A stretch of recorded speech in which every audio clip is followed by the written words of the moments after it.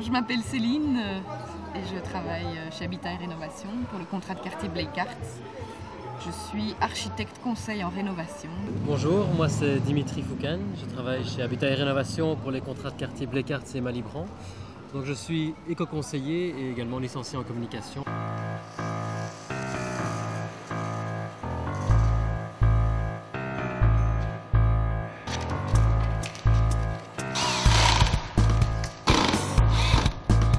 Chez Habitat et Rénovation qui s'appelle Habiter en santé, qui est mené dans le cadre des contrats de quartier Bleeckart et Malibran, où là l'idée c'est vraiment de travailler sur les conditions même d'insalubrité, de problèmes de santé et de logement. Sur base de tout ça, on s'est dit mais tiens au fond on a chez Habitat et Rénovation une certaine expertise, une certaine expérience, pourquoi pas monter une exposition, mettre en scène un appartement témoin mais qui serait un peu le musée des horreurs aussi, et mettre en avant les solutions. Et donc de là est venue l'idée de ma Casa Bon Vivre. Disons concrètement, la maison qu'on nous a prêtée appartenait avant à un brocanteur, donc c'était vraiment une maison qui était remplie, je dirais, de la cave jusqu'au grenier de brol.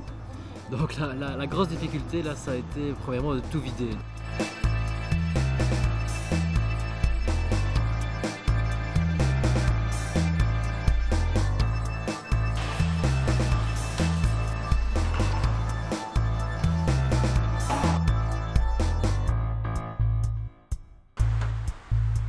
On a trouvé que l'outil vidéo pourrait être un bon moyen de faire passer les messages qu'on voulait faire passer, et puis que c'était peut-être plus vivant. La cuisine.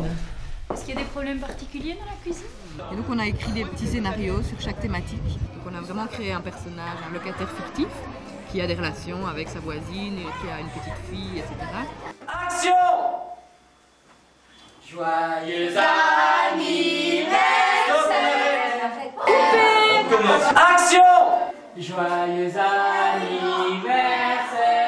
Action! Joyeux anniversaire! Action! Joyeux anniversaire! Et puis dans chaque petite séquence, il y a une partie sous forme d'animation. Donc là on a créé un petit personnage animé qui s'appelle Miss Macasa, et qui elle a le don de connaître un peu toutes les solutions, de pouvoir aller derrière, voir l'envers du décor et décortiquer justement les problématiques, expliquer pourquoi on a du CO dans sa salle de bain et comment on peut l'éviter.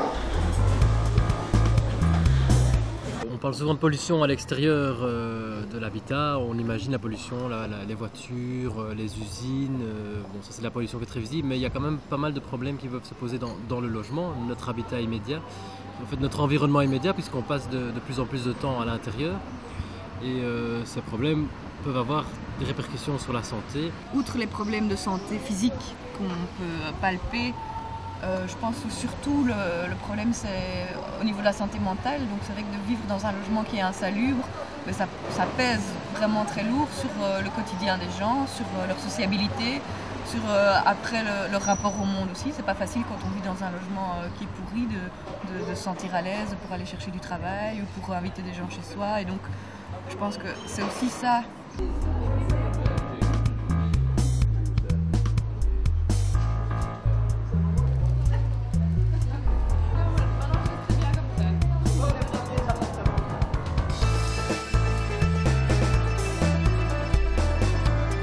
L'idée a mûri parce qu'on a rencontré pas mal d'associations qui font le même travail que nous dans les quartiers avec les locataires, et qui trouvaient aussi qu'on avait besoin d'outils pour animer, pour sensibiliser.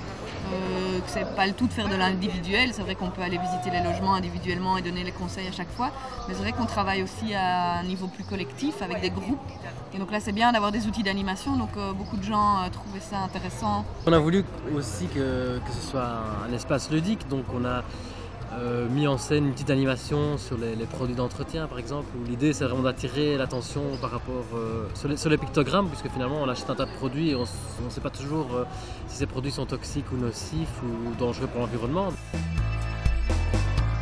Oui, notre public cible c'est les locataires les plus mal logés. On a essayé de les toucher par différents biais, donc par les associations relais de terrain qui sont en contact avec ce public-là, par le CPS, une maison médicale, les organismes d'insertion professionnelle ou d'alphabétisation. Le projet en fait a été subsidié de deux manières. Donc, à la fois, notre temps de travail était pris en charge par les subsides contrats de quartier, donc, qui sont des subsides régionaux. Et puis alors, par rapport à tout ce matériel qui a été créé, là, on a eu un apport de la ministre Uttebroek, qui est en charge de l'environnement en région bruxelloise. Puis alors, on a eu aussi des aides ponctuelles de la commune d'Ixelles par rapport à l'impression des affiches, par rapport à la maison, etc.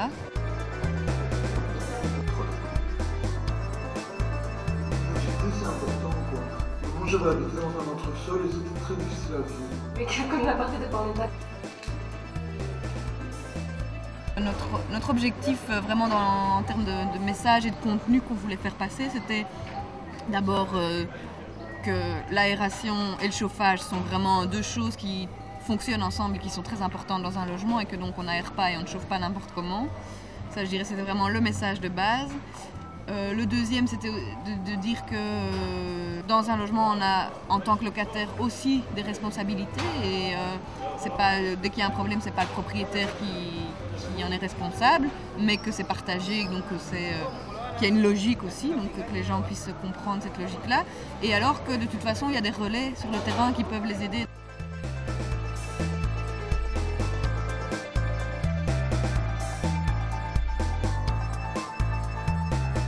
On est vraiment très contents, donc on avait un objectif d'avoir 500 visiteurs. Je crois qu'on a largement dépassé l'objectif et on a dû faire des prolongations parce qu'il y avait quand même une demande importante. Donc voilà, ça c'est tout à fait vraiment positif.